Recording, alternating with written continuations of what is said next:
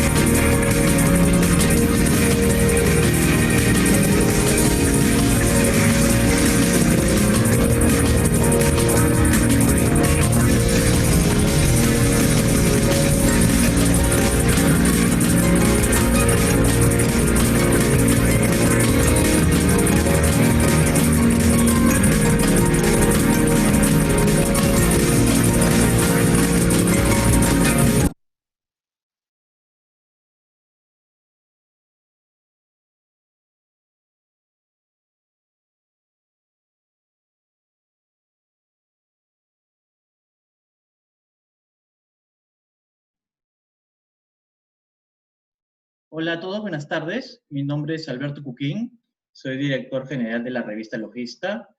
Quiero agradecerles por su tiempo y por conectarse en este webinar del día de hoy. En esta oportunidad tendremos la participación de Paula López, jefa de afiliaciones del capítulo VAS Perú. Ella hablará sobre las amenazas a la seguridad del comercio exterior en tiempos de COVID.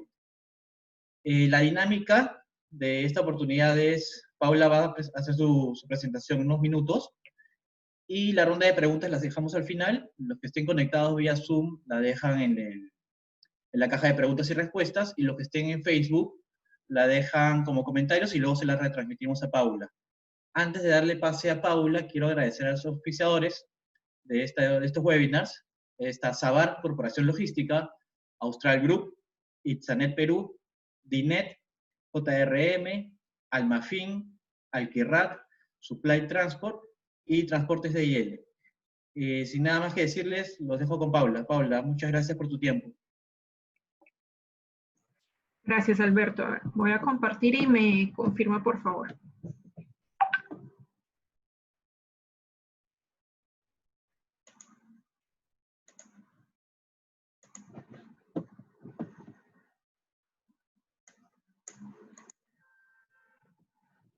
Alberto, ¿me confirma, por favor? Sí, se ve perfecto.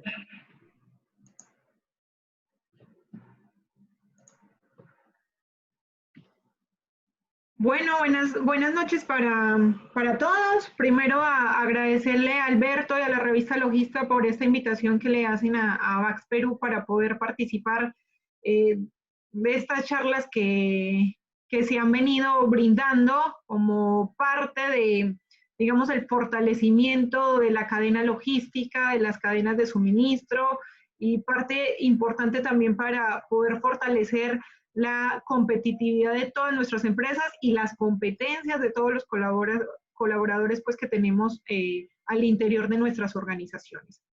En este caso, pues tengo la oportunidad de presentar el tema amenazas a la seguridad de comercio exterior en tiempos de COVID, para lo cual me voy a basar en, digamos, 4 puntos que considero los más relevantes o importantes. Vamos a hablar un poco del contexto, de cuáles son realmente estas amenazas que pueden generar este impacto en la seguridad del comercio exterior.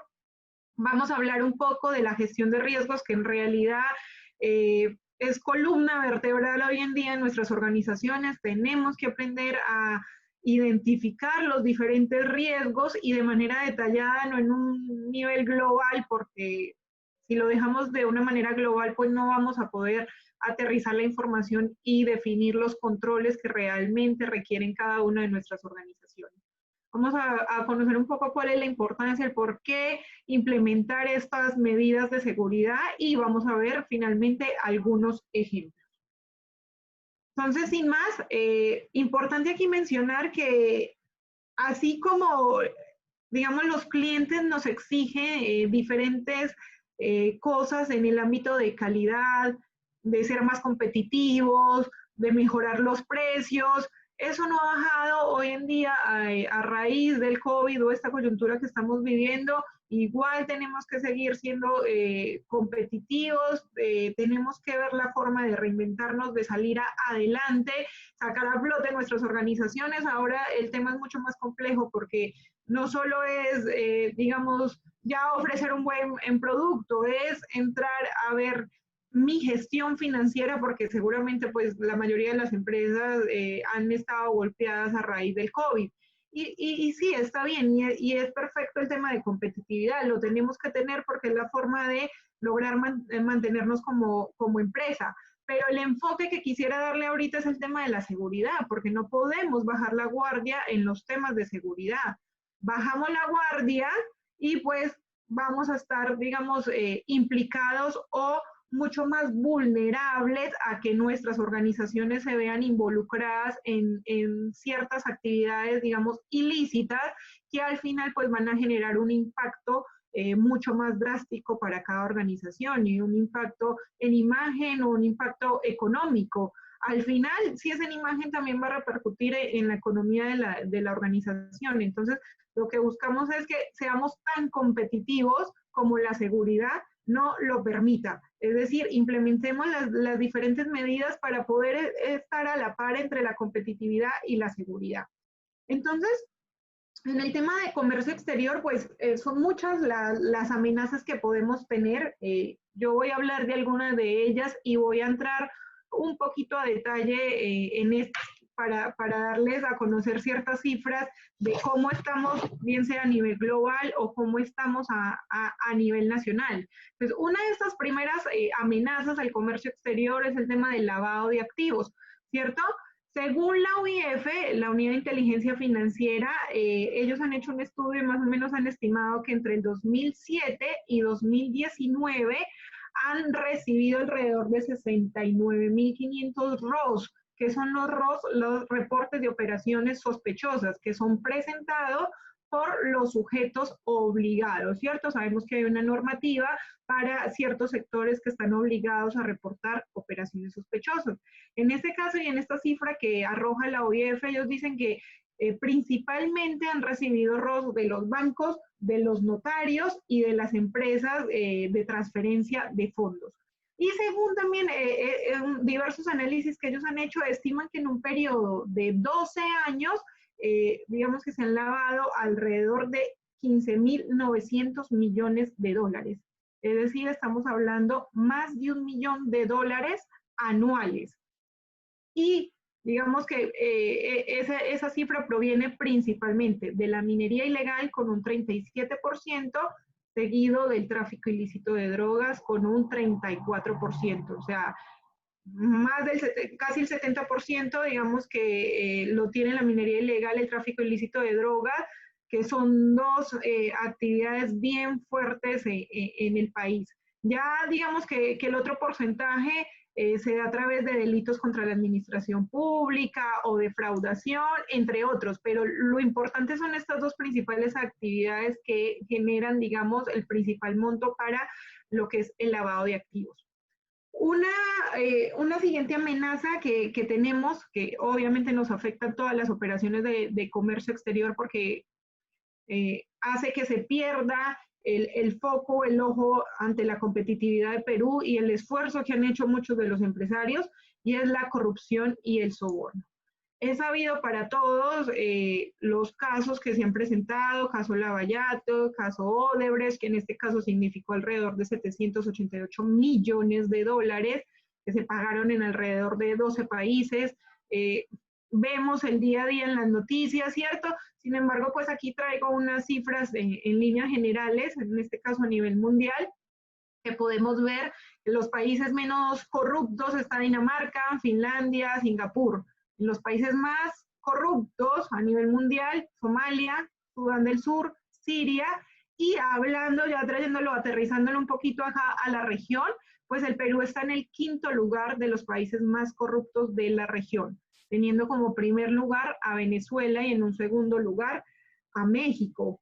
Entonces, es importante acá destacar que de todos estos países, que son 180, si bien es cierto, dentro de la región, Perú ocupa el 5º lugar, a nivel global ocupa la posición 101. Y según un estudio que hizo Proética, que es el capítulo peruano de Transparencia Internacional, la corrupción en el Perú es considerada como el segundo problema más importante. ¿Cuál fue el primero? Según la encuesta realizada, la seguridad, ¿cierto? La delincuencia era el principal problema que perciben los peruanos, pero el segundo es la corrupción.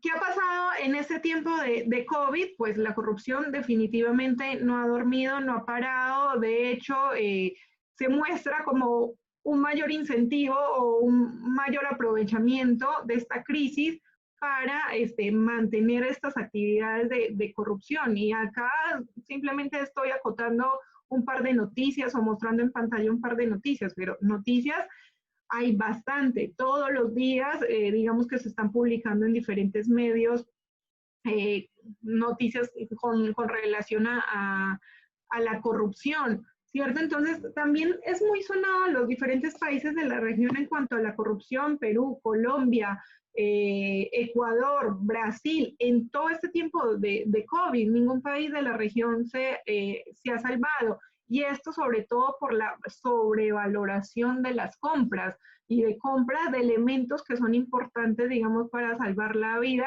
de las personas. Estamos hablando de camas, estamos hablando de respiradores y en otros casos tal vez elementos más sencillos, pero igual importante como los guantes, como mascarillas, entre otros equipos.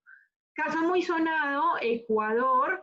En Ecuador las bolsas para los fallecidos pasaron de costar $12 a $144. Estamos hablando de 100 veces más su precio normal, ¿cierto? En el caso de Perú, también fue gran noticia digamos, la situación que se presentó en el Ministerio del Interior al adquirir elementos para los policías que estaban brindando vigilancia y protección en las calles y que estos elementos no se encontraban en buenas condiciones y digamos que no se conoce a ciencia cierta de dónde han venido estos productos o cómo fue la relación que se tuvo con esta empresa proveedora.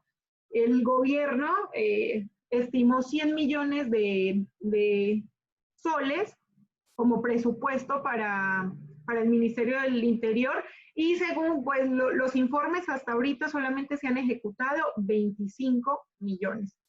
Entonces, aquí es importante resaltar que no solo es un tema de las políticas o las leyes que puedan haber en cada país o en este caso en Perú, es un tema también cultural. Estamos atravesando por un momento muy complicado, muy difícil que le ha costado la vida a muchas personas, pero aún así, digamos que sigue habiendo ese aprovechamiento, ¿cierto? De buscar diversas situaciones para ganancia de unos pocos, pero no un beneficio común que en realidad pues es salvarle en este caso o en este momento que estamos viviendo del COVID la vida a muchas personas. Otra de las amenazas que se presentan, no solamente cuando hablamos del comercio exterior, porque ojo, aquí sí quiero hacer un paréntesis, si bien es cierto, hay unas amenazas que golpean mucho más las operaciones de comercio exterior, en definitiva, estas amenazas son transversales a todo tipo de organización. Puede que yo no necesariamente haga actividades de comercio exterior o no me llame empresa exportadora o importadora, pero soy parte de una cadena de suministro, soy parte de una cadena logística y definitivamente todas estas amenazas de una u otra manera empiezan a golpearme. Tal es el caso de la amenaza de conspiración interna. Esto le puede suceder a cualquier organización. Y vamos a entender un poco qué es la conspiración interna. Es cuando dos o más personas se comunican entre sí para planear secretamente una o varias acciones que les permita obtener beneficios, ¿cierto? ¿Cuáles son formas de conspiración interna, de lograr esa conspiración interna? El robo hormiga, es una forma de conspiración interna donde de a poco se van haciendo estos robos sistemáticos y pueden pasar años sin que la organización lo note. Y a muchas empresas peruanas les ha pasado esto. Les ha pasado, digamos, entre la conspiración de un interno con un externo o muchas veces con personal, solamente personal interno, del área contable, del área de auditorías, del área de logística, entre otros.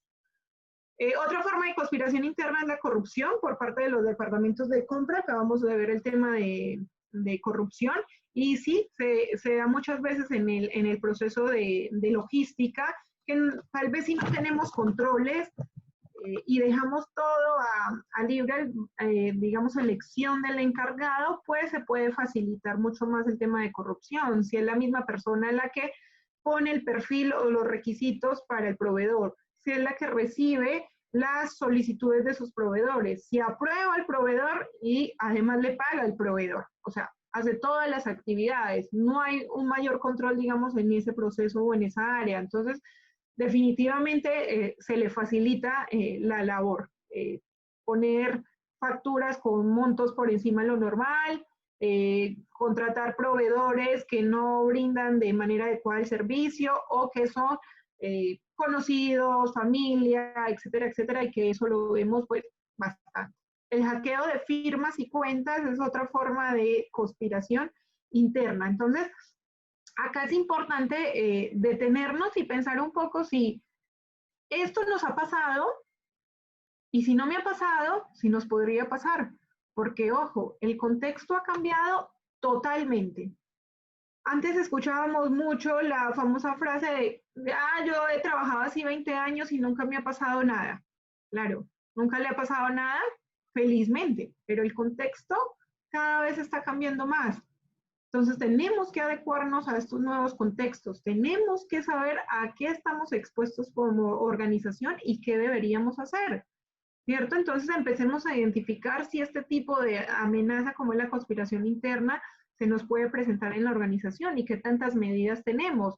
Tenemos medidas en el área o en el proceso de compras de la organización, tenemos medidas o buenas prácticas para contratar a nuestro personal, conocemos a nuestra gente, sabemos sus antecedentes tal vez, sabemos si están cumpliendo con debida diligencia sus actividades. Entonces son preguntas sencillas, pero que es importante que nos las empecemos a realizar para poder reflexionar un poco en cuanto a estas amenazas que se nos pueden presentar. Otra de las amenazas, y que es indiscutible hoy en día a raíz del COVID, es la ciberdelincuencia. Todos ya estamos trabajando de manera remoto, nuestra información cada vez está mucho más expuesta, ¿cierto?, a terceros. Posiblemente muchas empresas estén trabajando con las laptops de las empresas en sus casas, pero ¿y cuáles son las medidas de seguridad que se están teniendo? Algunas cifras que les voy a mencionar. En el Perú se han registrado alrededor de 433 millones de intentos de ciberataque en el primer trimestre del 2020. 433 millones en un trimestre. Y ojo, en marzo recién estaba empezando el COVID. Definitivamente esa cifra ahorita es mucho más alta. Son 9.7 billones de intentos de ciberataque en América Latina y en el Caribe, según un estudio que hizo Fortinet. Según IBM, se estima una pérdida de 8 trillones de dólares por ciberdelitos. Y según Ernst & Young, ahorita, digamos, a raíz de esta situación, la información engañosa, o los correos, mejor dicho, con información engañosa, se han incrementado en un 25%. Entonces, son, digamos, cifras que vale la pena tener en cuenta porque no estamos ajenos a que nosotros como organización estemos en la mira de delincuentes que quieran robar la información de nosotros, ¿cierto? También hay una cifra importante en donde se indica que cada día, en este tiempo, cada día, existen alrededor de 600 campañas nuevas de phishing. No es poco, 600 campañas al día. Y lo que ustedes ven ahí en la diapositiva es algo muy interesante, es una publicación que había hecho ESET y Cisco a fines del 2019, en donde exponían las 5 tendencias de ciberseguridad para estar protegidos en el 2020, sin pensar todavía que se venía un estado de emergencia, que se venía una pandemia. Entonces, dentro de estas 5 tendencias, la primera es que se van a aumentar los ataques de ransomware, ¿sí? La segunda es que surgirán nuevas maneras de phishing, es decir, ya no solo utilizando los correos electrónicos, sino también mensajes de texto, redes sociales, hasta plataformas, bueno, plataformas de videojuego y otro tipo de plataformas adicionales. Otra tendencia es que usarán las estrategias de fake news para las elecciones del 2020. ¿Y cómo es esto? Pues a través de inteligencia artificial, creando, digamos, ciertas percepciones las personas, en los individuos, lo cual pues puede llevar los resultados por otro camino. El Machine Learning será también una herramienta de doble filo. ¿Qué es el Machine Learning? Plataformas como las que estamos utilizando hoy en día para el aprendizaje, ¿cierto? En donde puede ser una clase simple y o tipos de plataforma para analizar pues datos a grandes rasgos. Entonces, lo que se dice es que los datos van a quedar totalmente expuestos, por lo cual vamos a ser mucho más vulnerables. Un ejemplo de este Machine Learning era el FaceApp. No sé si ustedes recuerdan esa aplicación, el FaceApp, el año pasado que sonó bastante, que era esta aplicación donde se ponía el rostro y envejecía a la persona, ¿cierto? Pero para poder acceder a esa app, al FaceApp, había que poner ciertos datos. Entonces, se dieron cuenta de lo vulnerable que fueron todas las personas al poner toda su información, porque en realidad se rompió bastante el tema de privacidad de la información. Y finalmente, dentro de estas tendencias, que se dispararán los volúmenes de datos con 5G. Entonces, digamos que con este bando de banda, este ancho de banda, perdón, se van a expandir pues el uso de dispositivos que estén conectados al mismo momento, por lo cual van a haber muchos más datos circulando, lo cual nos va a dejar definitivamente mucho más expuestos y vulnerables. Entonces, vuelvo y digo, me pareció bastante interesante esto porque fue una publicación del 2019, pero que definitivamente hoy en día ya estamos viviendo muchas de estas cosas, que nos tocó un ritmo acelerado, o sea, ya se veía venir la época de la digitalización, pero creo que muchas de las empresas lo tenían en proyecto o estaban a un 20%, a un 40%, a un 50%, pero pocas tenían pues todas las herramientas o plataformas para manejar la información de manera digital. Y esto ha sido que de manera muy rápida nos tengamos que adaptar, pero hay que implementar medidas porque los hackers, los crackers cada vez están especializando mucho más y están accediendo no solo ya a información personal, que posiblemente ustedes conozcan uno que otro caso, en donde tal vez han vaciado hasta cuentas a través de diferentes bancos, ¿cierto? Pero ya están accediendo, que es mucho más sensible todavía, a la información de nuestras organizaciones. Entonces, ¿qué tan protegida está la información de nuestras empresas? Pensemos que si nos vulnera la información, ¿qué tanto nos puede afectar esto? También tenemos el terrorismo como amenaza, que bueno, hoy en día no es la amenaza principal, sin embargo no hay que bajar la guardia, siempre hay que tener medidas preventivas y estar atentos digamos, a la presentación de esta amenaza, que definitivamente pues, generaría un impacto muy, muy grande en el país y en cada una de nuestras empresas. Y finalmente tenemos el tráfico ilícito de drogas. En el tráfico ilícito de drogas íbamos a profundizar un poquito más. Vamos a ver aquí algunas modalidades y cifras del tráfico ilícito de drogas. Mira, acá en la diapositiva, no sé si alcancen todos a revisar bien, son diferentes modalidades de contaminación de la carga, de los productos, del mismo contenedor, de los camiones. Entonces, esto sí, digamos que ya habla de manera específica en estas actividades de comercio exterior, porque ahí ya estamos expuestos todos los eslabones de la cadena de suministro. Vemos cómo contaminan la carga, que la contaminación quiere decir que ponen droga en las conservas. Un caso reciente en Colombia, no fue en Perú, en Colombia, que pusieron droga en la palta, en el aguacate como se dice en Colombia. No sé si logran ver ahí la imagen que está en la mitad donde va la pepa de la palta, ahí han puesto droga. En las mascarillas también, aquí han incautado varias cajas de mascarilla que iban a ser exportadas a China y que contenían droga.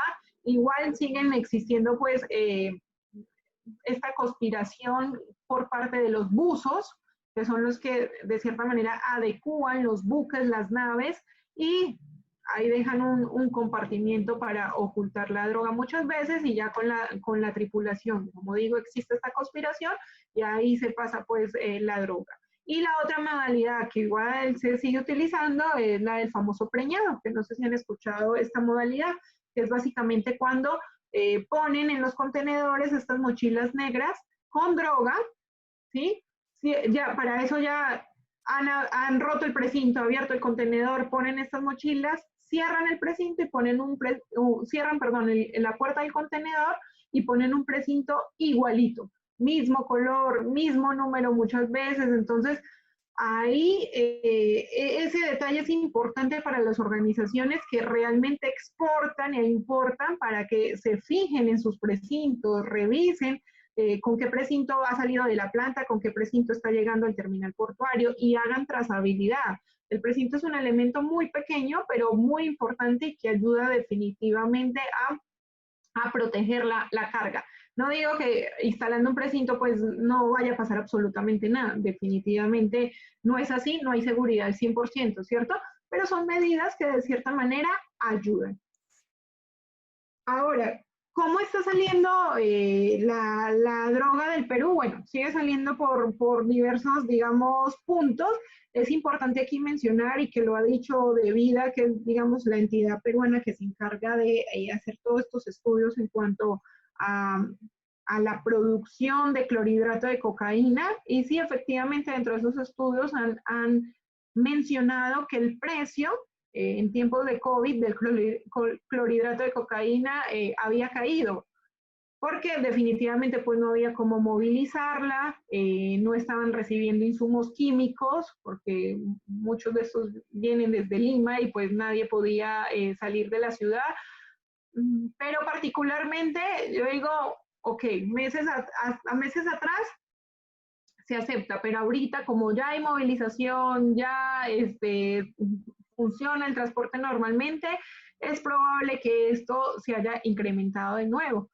De hecho, que en el Brain cayó el precio, pero si vemos en la convención de Cognipata, se ha aumentado hasta en un 60% el precio, con un rango de enero a abril, que son los estudios que hacen, ¿cierto? Entonces ha subido hasta 5.800 soles, un kilo de clorhidrato de cocaína. Y ojo, estos precios que vemos acá son en estas zonas, porque puesto en los diferentes terminales portuarios, ya ahí va a variar su precio, y lo vamos a ver a continuación. Estos son los costos que se manejan por kilo de clorhidrato de cocaína a nivel mundial. Entonces, un kilo de clorhidrato de cocaína en el Perú y en Colombia está en promedio $4.500.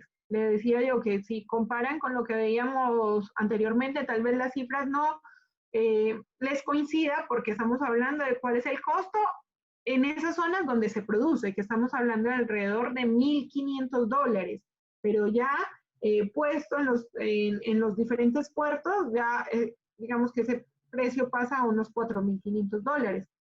En Estados Unidos vale 13 veces más de lo que vale acá en Perú. Estamos hablando que un mismo kilo está entre $50.000 a $59.000.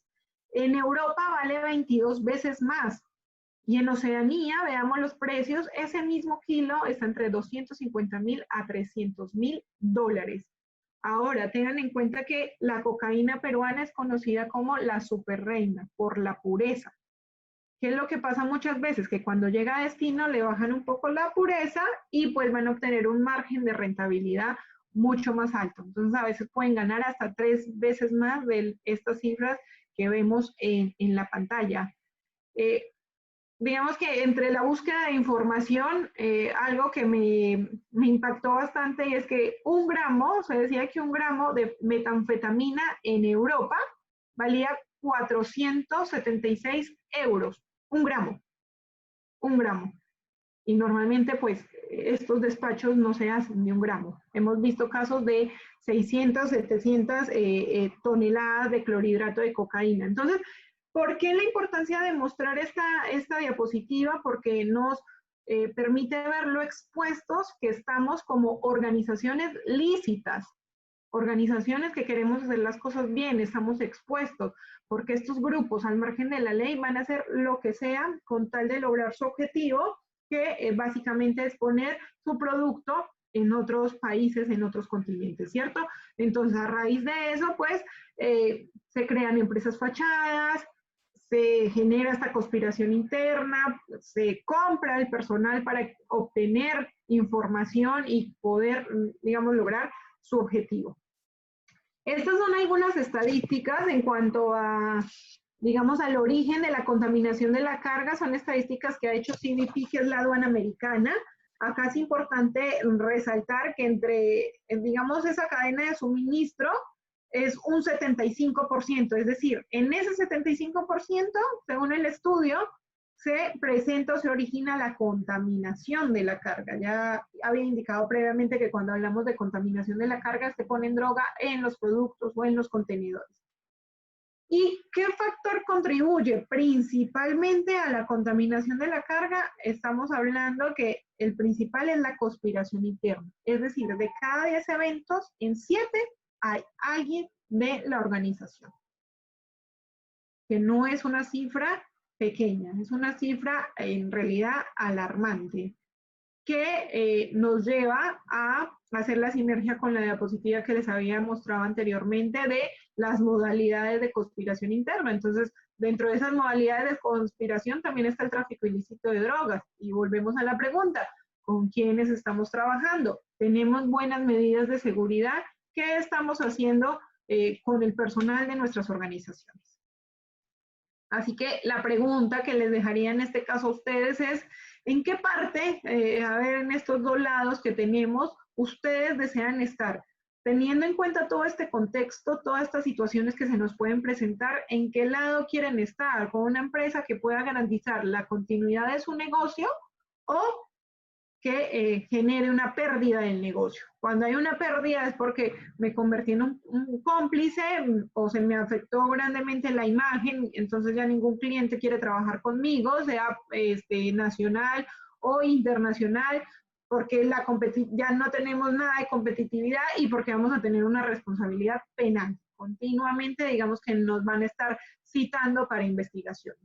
Pero en la continuidad del negocio es porque fuimos víctimas, no cómplices. Para ser una víctima es porque pude tener sustento, argumentos, evidencia, he podido presentar la trazabilidad de mis operaciones, porque las autoridades no se quedan con lo que escuchan, sino con lo que podamos realmente demostrar, por lo cual vamos a poder mantener nuestra imagen y, digamos, demostrar también esas buenas prácticas que tenemos como organización.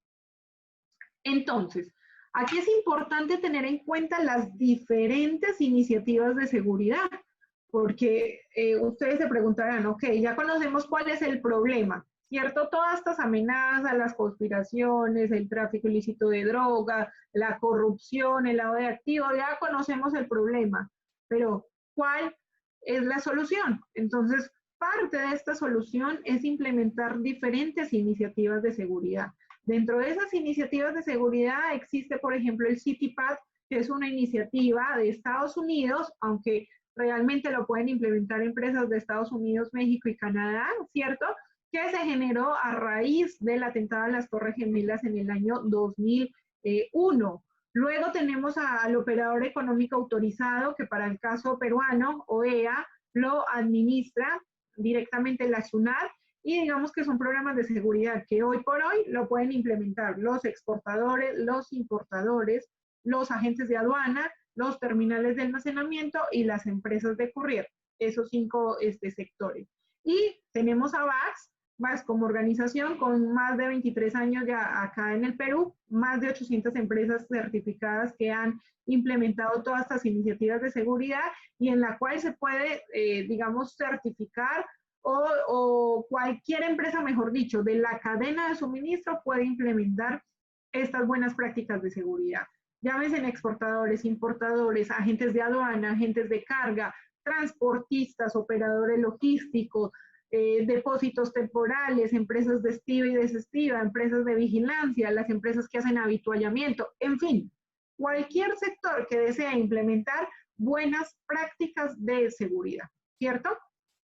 Ahora, otro tema que es importante mencionar y que digamos que no está muy bien mapeado dentro de los dos programas OEA, que en este caso es CityPath y OEA no solo Perú, sino a nivel mundial, porque así se le llaman a estos programas, y que de cierta manera sí lo tiene VAX, y como les dije, era el segundo punto en en esta presentación es la gestión de riesgos. Es importante que ustedes como organización realmente empiecen a hacer una gestión de riesgos. Y como lo dije en un inicio, que conozcan sus riesgos y no de manera global, sino de manera específica, de tal manera que les permite implementar controles específicos y que sí puedan minimizar el riesgo, ¿cierto? Porque eliminar un riesgo, si bien es cierto, es parte de uno de los tratamientos, es un poco complejo, porque yo puedo eliminar el riesgo siempre y cuando elimine la amenaza, que es la fuente del riesgo, o deje de hacer esa actividad. Y pues seguramente muchos de ustedes, y si tenemos responsables de empresas, gerentes generales, pues prefieren asumir el riesgo, que es lo normal, ¿cierto? Pero hay que conocerlo y gestionarlo. Entonces, una forma de poder hacer esta gestión de riesgos, y aquí pongo 7 pasos que son muy básicos, es primero identifiquemos nuestros procesos, los procesos de la organización, logística, compras o proveedores, como ustedes le denominen, comercial, recursos humanos, la parte operativa o de exportación, ¿cierto? La misma gerencia general, en fin, todos los procesos que ustedes tengan como empresa.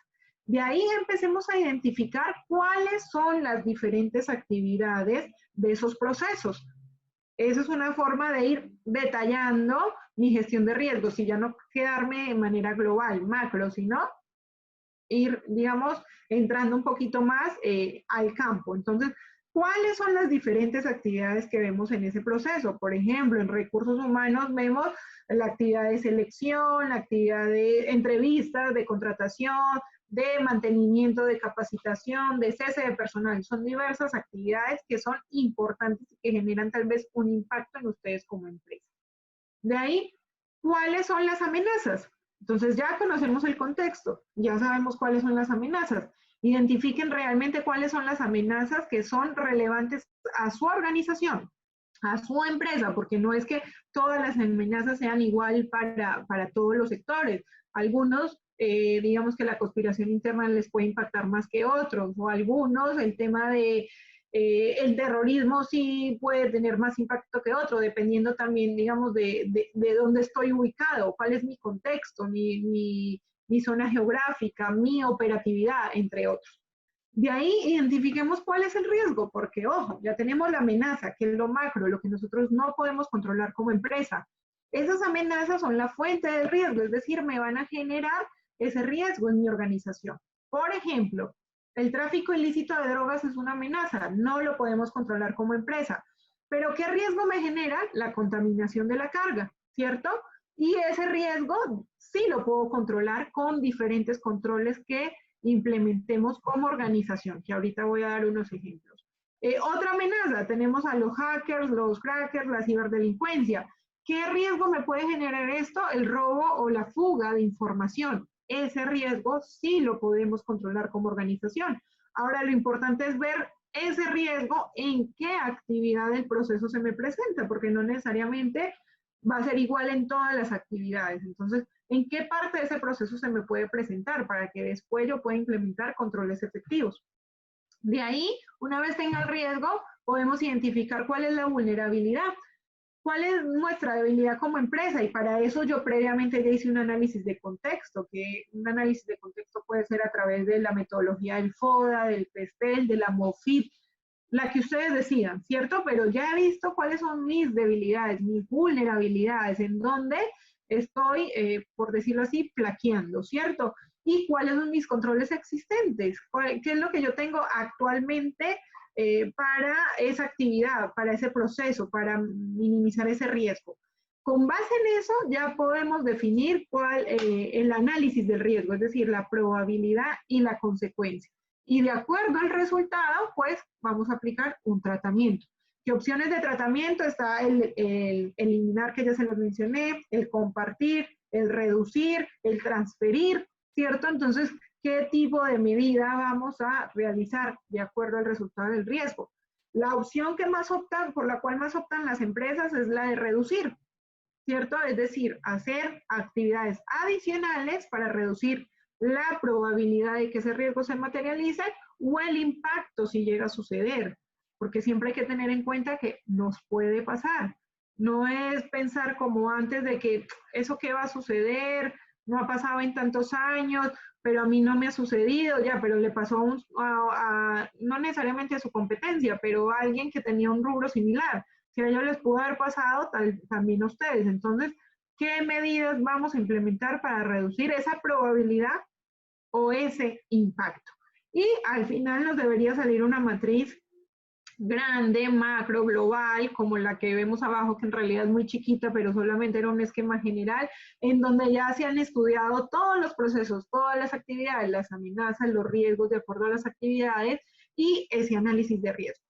Mi probabilidad, mi consecuencia y con base en eso los controles, ¿correcto? Y en adición, una vez yo tenga esos tratamientos, pues ahí digamos que voy a tener que tener ciertas ideas también, porque si bien es cierto, la gestión de riesgos debería responderme a qué tratamiento aplicar, porque ya estoy viendo mis vulnerabilidades, en qué soy débil, entonces yo debería empezar a atacar eso. También tengo que tener conocimiento de ciertas cosas que podríamos ir implementando. Entonces acá, digamos que tenemos una serie de controles que son buenas prácticas para los diferentes procesos de la organización.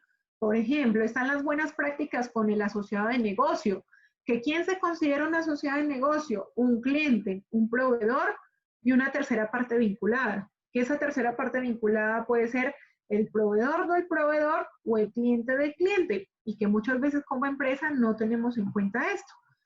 Si, por ejemplo, ustedes, empresa que está dentro de la cadena, voy a hacer un caso hipotético, es un operador logístico, que a su vez contratan a una empresa de transporte para brindarle servicio a X o Y cliente.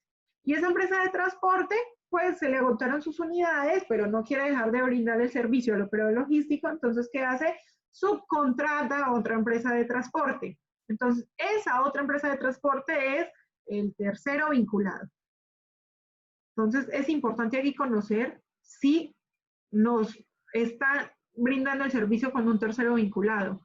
Y conozco yo a ese tercero vinculado y sé qué buenas prácticas implementa ese tercero vinculado, sé de qué manera contrataron a ese tercero vinculado, porque muchas veces nos enteramos de que existe un tercero, cuarto o hasta quinto vinculado cuando nos robaron la carga, cuando hubo contaminación, ¿cierto? Cuando llegaron a puerto y sacaron el contenedor, se lo robaron, no sabemos cómo, ¿cierto? Porque van, digamos, interviniendo otros actores en esa cadena de suministro y no nos dimos cuenta. Entonces aquí es importante implementar medidas, tengamos mínimo un procedimiento para la selección de proveedores, de clientes, verifiquemos si cuentan con buenas prácticas de seguridad, firmemos acuerdos de seguridad con estos clientes y estos proveedores, verifiquemos el cumplimiento de estos acuerdos de seguridad, hagámosle visita, entre otros. Hagamos filtros antes de la contratación de ese cliente y ese proveedor. Existen muchas bases de datos que arrojan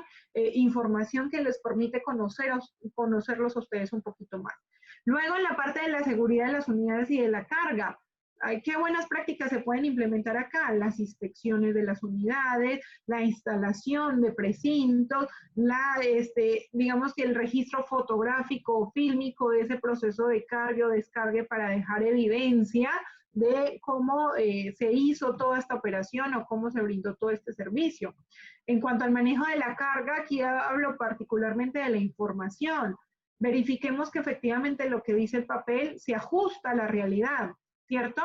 La guía puede decir una cosa totalmente diferente a la realidad. Acá me pueden dar un número de placa que no es el acorde, o un nombre del conductor que no es el que va a llevar la carga, o un número del precinto que por un 6 pusieron 9 y ahí me cambió totalmente la trazabilidad. Entonces chequemos las guías, los packing lists, las DUAs, las DAMs, todos los documentos que sean oportunos para garantizar la trazabilidad.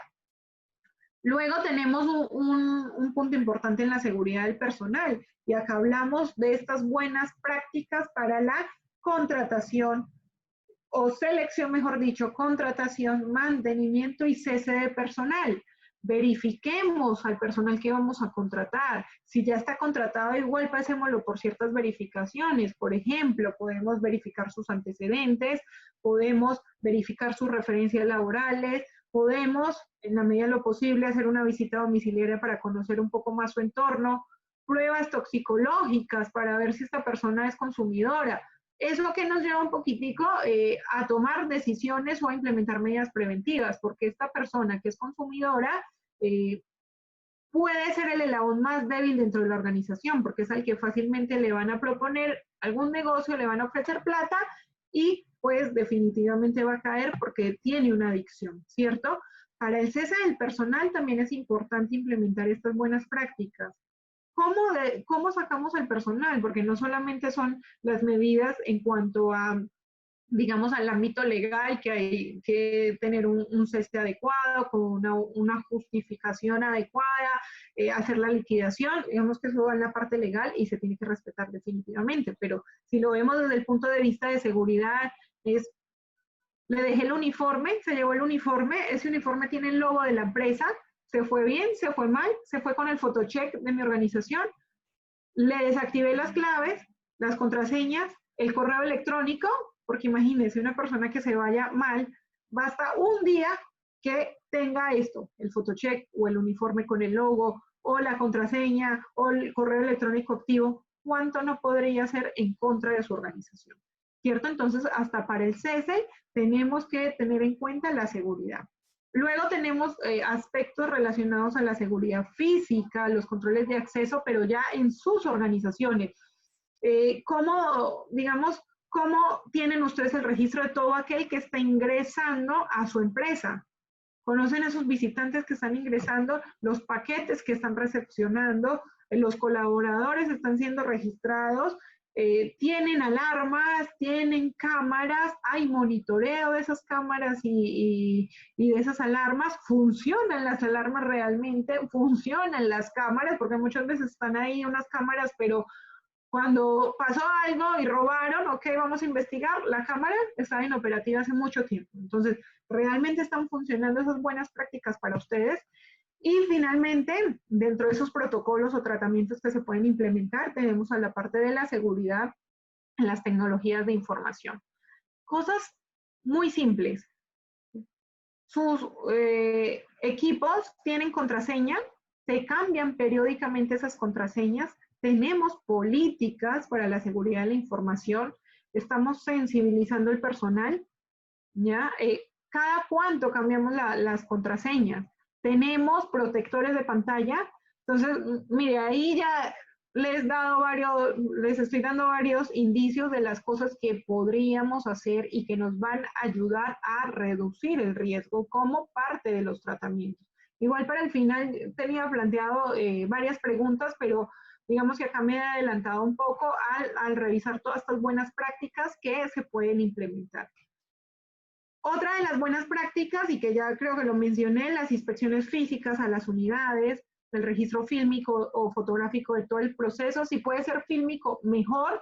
Soy más de la idea de tener un registro fílmico porque nos permite tener, digamos, continuidad de todo el proceso.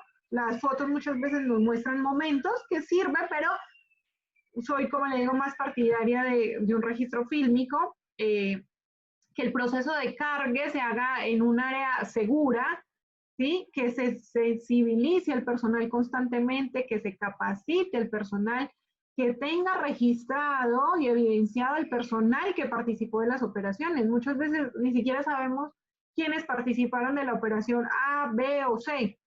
Simplemente asumimos y creemos que fue fulano, sutano, María, Pepito, pero muchas veces ni siquiera tenemos esa información trazable. Tener control de rutas también. ¿Cuál es el riesgo en las diferentes rutas que estamos utilizando? ¿Qué controles puedo hacer si ya evalué el riesgo y sé que en la ruta A hay más probabilidad de robo? Entonces, ¿cuál va a ser mi tratamiento? ¿Cuál va a ser mi control? Pero ya tengo, digamos, ese análisis de riesgo y ya estoy controlando la ruta, por eso la importancia. Ya con esto voy cerrando un poco. De los beneficios y de la importancia de contar pues con estos sistemas de gestión en seguridad. Y uno de los beneficios que yo más destaco y que ya lo he venido mencionando a lo largo de esta presentación es la trazabilidad. ¿Qué es la trazabilidad? El poder reconstruir el paso a paso o la historia de la operación, del servicio que ustedes están brindando. son las evidencias. Si el día de mañana, señores, a ustedes les pasa algo, tienen que presentar las evidencias. Con lo que digan no va a ser suficiente. Es importante que ahí demuestren y armen su file con toda la información necesaria de esa operación. Si tenemos información del cliente, porque ya seguí buenas prácticas e hice filtros de los clientes, lo paso. Si ya tengo buenas prácticas con esos proveedores y le hice filtro, tengo eso, lo sumo a mi file. Si la operación la hice en una zona segura y tengo cámaras, esos videos me van a ayudar muchísimo, porque ahí puedo identificar también que se hizo una inspección previa al cargue y que tengo ese checklist de inspección, ¿cierto? Que se pusieron precintos y tengo un control de los precintos. ¿Quiénes fueron los que participaron de esa operación? Y voy a ver con el área de recursos humanos todos esos filtros y esas buenas prácticas que se siguieron con el personal que intervino en esa operación.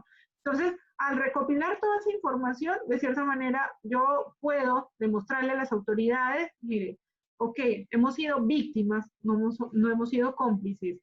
Encontraron droga en mi carro, en mi contenedor, pero vamos a demostrar que aquí de mi planta salió limpio en términos de seguridad, ¿correcto? ¿Por qué también es importante contar con estos sistemas de gestión? Porque definitivamente van a reducir costos y riesgos. ¿Por qué los riesgos? Ya les mencioné, porque ya vamos a aprender a identificarlos y a gestionarlos. Y por los costos, porque definitivamente si ustedes ya conocen sus riesgos, van a implementar controles adecuados y eficientes. Entonces, lo más probable es que esos riesgos bajen su probabilidad de ocurrencia. Por ende, el impacto tampoco se va a presentar y ahí va a haber un ahorro significativo para la organización. ¿Sí? Porque va a haber un incremento también en la confianza, no solo de clientes y proveedores, sino de todos sus stakeholders. Hoy más que nunca se ha perdido la confianza.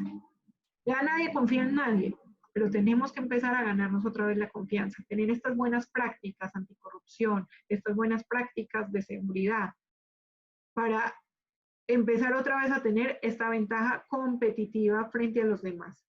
Y justamente lo que mencionas con todos estos elementos, sí, vamos a seguir siendo competitivos, es más, vamos a incrementar esa competitividad y nos vamos a poder mantener en el mercado, porque cada vez tenemos que ser más conscientes que cada vez el mercado se vuelve mucho más exigente. Entonces tenemos que estar, digamos que en lo mínimo necesario que nos exija ese mercado y en la medida de lo posible superar esas expectativas. Y ya con esto para terminar, y a modo de reflexión, preguntémonos lo siguiente. De todas maneras, vuelvo y resalto que ya había hecho varias preguntas, pero no están de más estas otras que se habían formulado. Y es, ¿han identificado y gestionado los riesgos de seguridad para su cadena de suministro? ¿Han establecido medidas para proteger los dispositivos y redes de quienes hacen trabajo remoto? ¿Conocen a sus proveedores? ¿Saben qué medidas de seguridad para asegurar la cadena de suministro han implementado? ¿Conoce a sus clientes? ¿Realiza filtros para conocerlos? ¿Tiene procedimientos para la contratación de personal? ¿Qué filtros realiza para esa contratación de personal? ¿Y cuentan con evidencias suficientes para garantizar la trazabilidad de sus operaciones? Con esa última pregunta termino y menciono nuevamente lo que acoté en un inicio. Seamos tan competitivos como la seguridad nos lo permita. Muchísimas gracias. Quedo atenta a cualquier consulta. Paula, muchísimas gracias. Tenemos unas cuantas preguntas para ti, te las retransmito en este momento. ¿De qué manera una certificación puede ayudar a evitar actos de corrupción en la empresa? Ya, a ver, bueno, certificaciones hay varios. Tenemos la certificación de VAX, que la certificación de VAX lo que busca es prevenir diversas actividades ilícitas, entre ellas la corrupción, ¿cierto? Habla desde tener una política que prevenga la corrupción y diversas medidas para abordarla. Y hay que tener en cuenta que existe otra certificación que es la ISO 37001, que la ISO 37001 es específica para el tema de corrupción, en donde ya de manera, digamos, más detallada indica los controles que se deben implementar. Por ejemplo, habla de controles financieros, no financieros, debe haber una función de cumplimiento para evitar el tema de corrupción, debe haber compromiso desde la alta dirección. Entonces, ayuda definitivamente las certificaciones a poder tener un panorama mucho más claro y a gestionar, porque como lo dije en la presentación, eliminar, no me atrevería a decirlo, ¿cierto? O a decir que con una certificación no nos va a volver a pasar absolutamente nada o que no vamos a tener estos riesgos de corrupción, de soborno u otros ilícitos, no. Pero vamos a poder gestionarlos, a implementar estas medidas preventivas y poder minimizar esa probabilidad.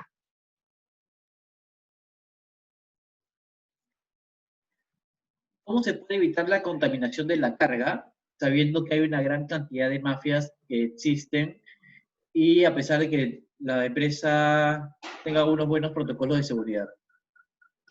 Ok, bueno, aquí es importante primero saber cuáles son las buenas prácticas que estamos teniendo como empresa. Mencioné varias y que ayudan bastante a minimizar la contaminación de la carga. Uno es conocer con quién estamos haciendo el proceso de carga, o sea, quiénes son mis proveedores, quiénes son esos actores de la cadena de suministro que participan en ese, no solo en el momento de la carga, sino del transporte, del contacto con la carga, porque tenemos que ver los diferentes eslabones, por eso hay que tener muy bien dibujada nuestra cadena de suministro, en qué lugar estamos nosotros y con quiénes trabajamos.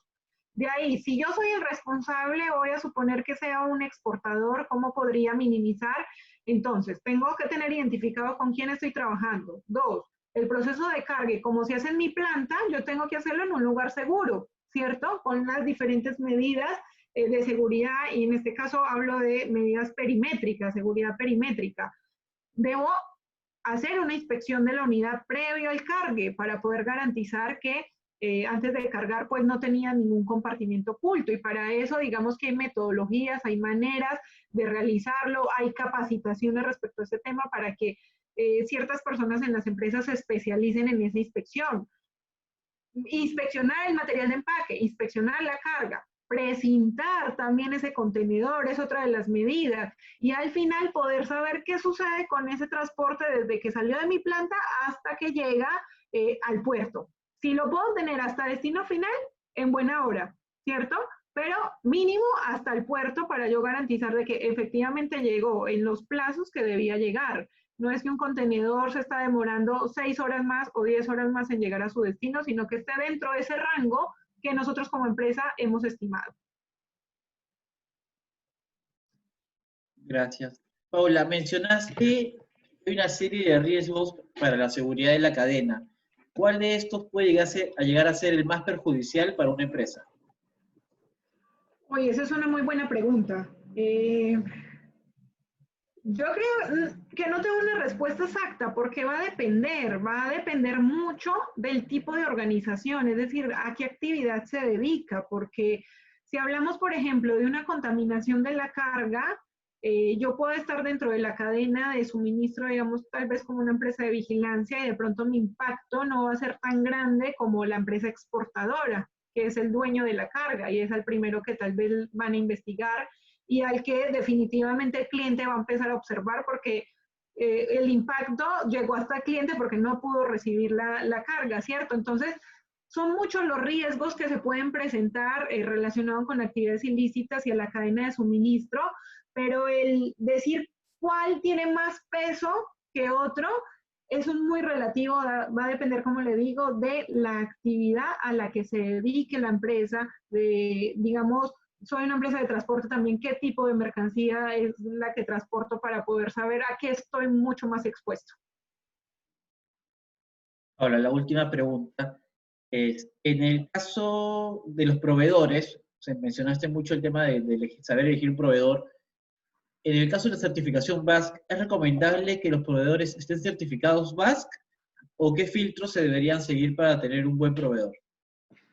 Bueno, claro, sí se recomienda que sean proveedores que tengan en la medida de lo posible certificaciones e implementadas estas buenas prácticas de seguridad, porque digamos que Otra vez tomo el ejemplo, yo como exportador. Lo tomo mucho porque digamos que el exportador es el que tiene hacia atrás bastantes proveedores. Entonces, si yo soy un exportador, por ejemplo, certificado, pues dentro de los requisitos que VAX me exige es que verifique si están certificados. Si ya están certificados, se entiende que el organismo certificador ya está haciendo una auditoría y verificando todas estas buenas prácticas de sus proveedores.